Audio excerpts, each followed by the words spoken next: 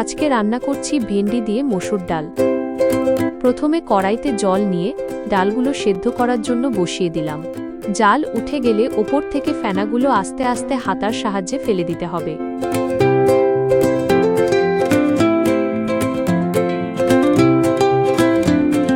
এরপর পরিমাণ মতো লবণ ও হলুদ দিয়ে দেব।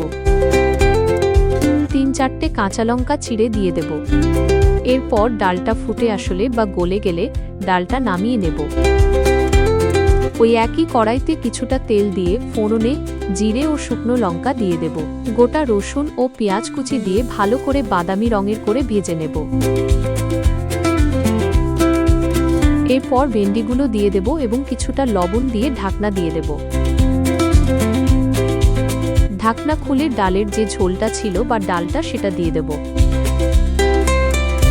জাল উঠে গেলে কিছুটা চিনি দিয়ে নামিয়ে নেব।